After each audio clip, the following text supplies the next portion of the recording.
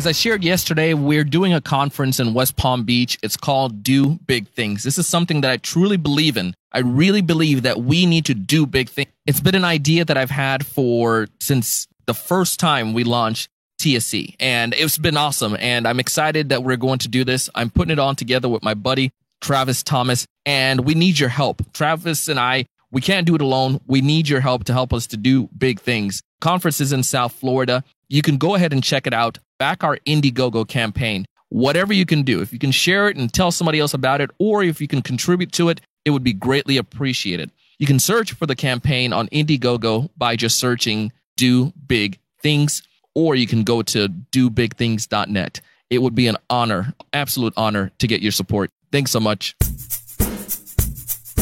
Sales from the street. Hey, Sales from the Street. These are episodes where I bring on someone who's out there hustling, someone who's gone through a particular challenge, found a result, and now they're able to share their insights and the results that they've seen from overcoming that challenge. We're going to have a great episode today with Dave Speck.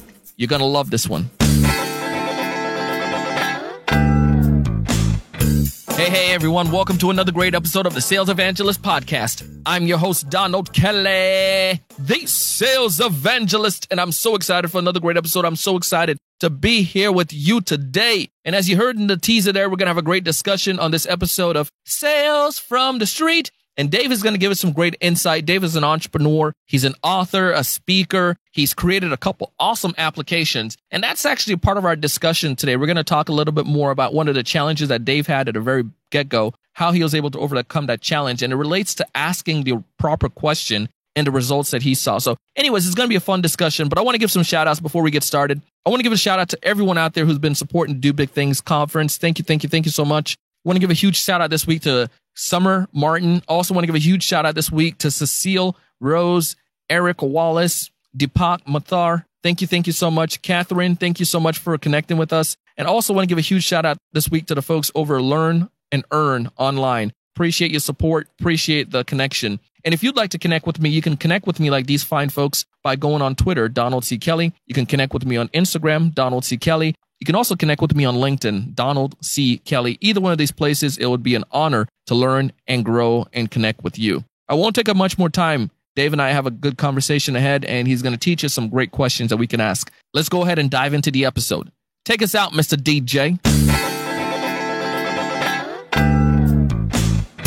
Welcome to the show, Dave. Thanks a bunch. Thanks for having me, Donald.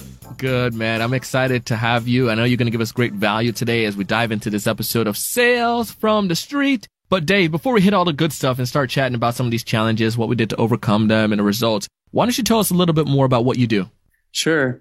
So I'm married with 5 kids and have my own consulting practice called Advising Generations, where I work with family businesses all over the country to transition management and ownership to their next generation. So I taught at the University of Nebraska and just have a passion for helping families to stay families and helping businesses to continue on to the next generation.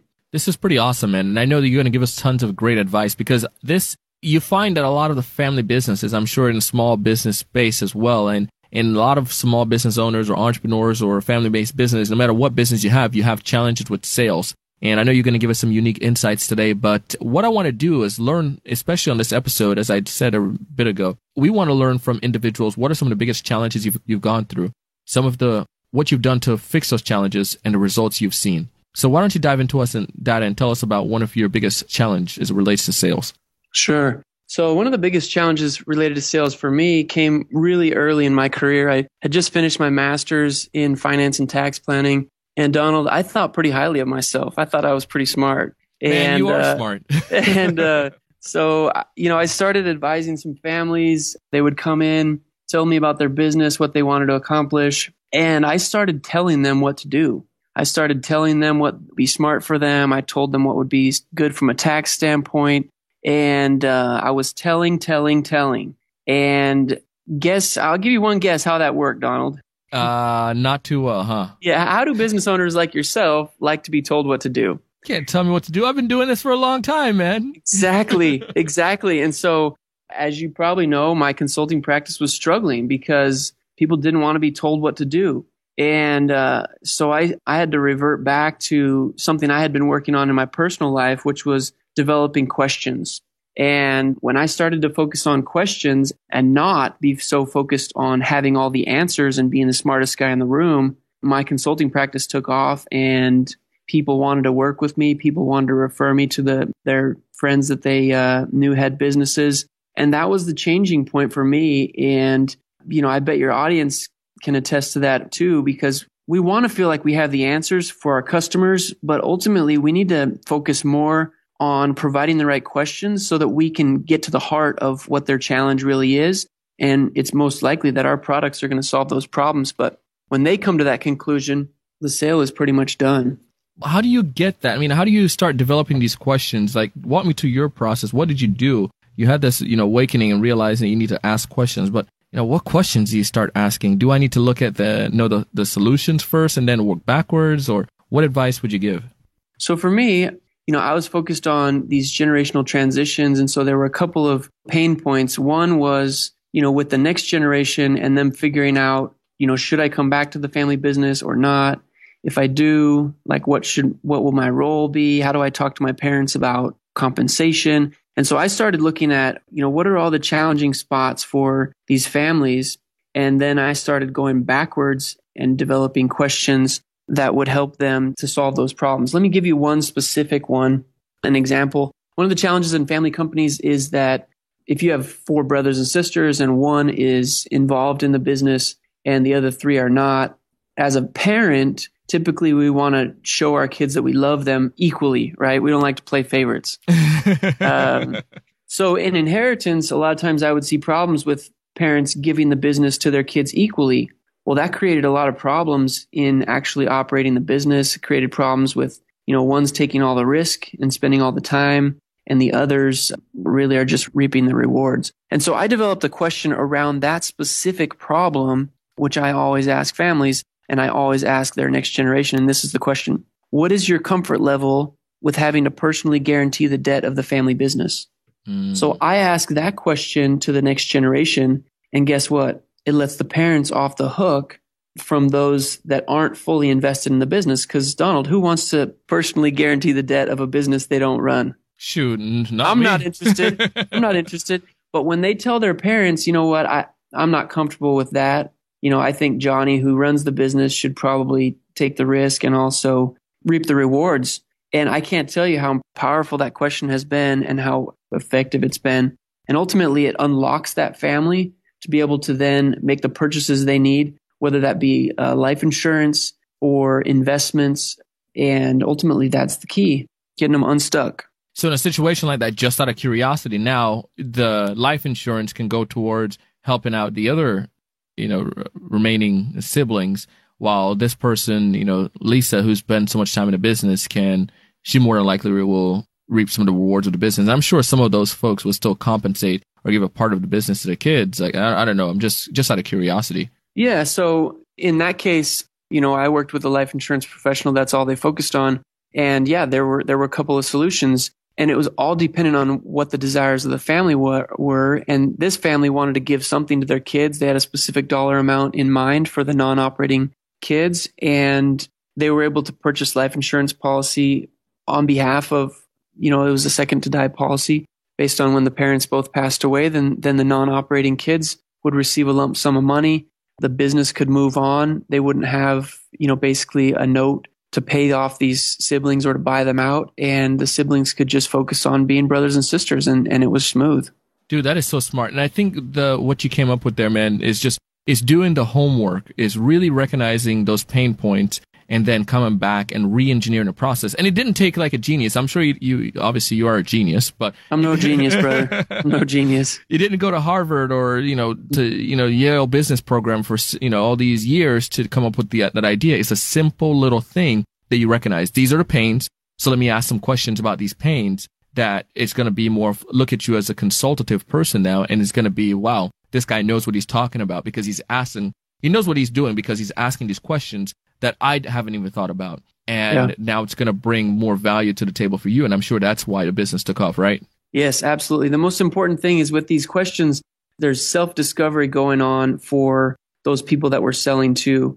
these questions can't be developed as kind of a gotcha or now I know sort of a thing. It has to be genuine and helping them figure out and them clarify what's important to them. And once you do that, you become their ally. You become a resource beyond the product that you sell. And ultimately, then you have the opportunity to implement the solution that you provide. And whether that's, that could be anything. That could be anything. Could be a software solution. Could be, like I said earlier, it could be life insurance. It could be anything. That is so cool, man. As we come ready to wrap up and come to the end of this episode here, if there's one major takeaway you'd like somebody listening to this episode and they're out there selling, they may be new or they've been a senior seller, but they just feel stagnated, what's that one major takeaway you want them to leave this episode with? Spend an equal amount of time working on and writing down questions. Spend an equal amount of time doing questions as you do learning and understanding your own product. And that seems crazy, Donald. But ultimately, I spend almost all my meeting prep time on what is the question that's going to unlock this person to be able to allow them to move forward for their benefit. So I would say that's the most important thing for a sales professional to do. Spend an equal amount of time working on their questions as they are understanding and learning their own product. So good, man. If folks out there listening to this episode and they're like, dude, I really like this guy. He's cool, man. I want to get connected with him. What's the best way for them to connect with you?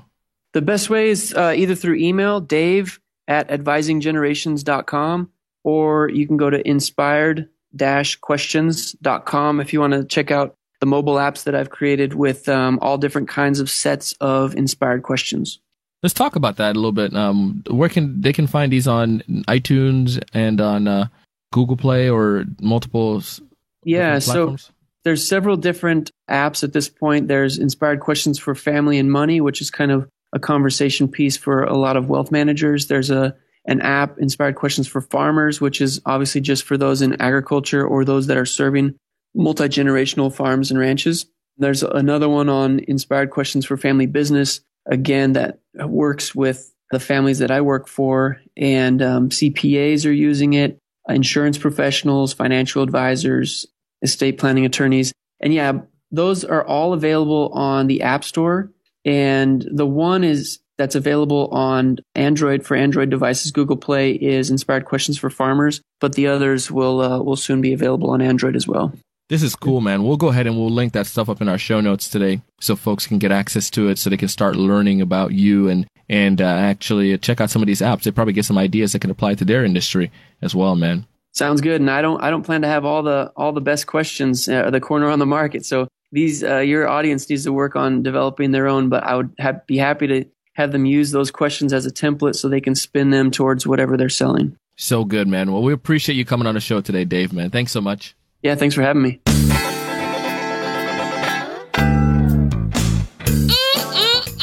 Told you Dave knows what he's talking about. I mean, the questions that you ask, and these things can help you so much. It can help you to be able to get to the true concerns more quickly, have more meaningful conversations with your prospects and with your clients, and help them to be able to recognize what they want, and that will be value to them. And you'll be amazed at how this can help you to generate more sales. But check it out. I want you to learn more about Dave. Simply go to thesalesevangelist.com/the word episode 369. Again, thesalesevangelist.com /the word episode 369. You can learn more about Dave. You can learn more about our Indiegogo campaign for Do Big Things. It would be an honor for you to back the campaign in any way possible that you can. And even if you can just go out and spread the word about it, it would be greatly appreciated. All in all, I want you to be successful. I want you to be happy. But most importantly, I want you to go out and do big things.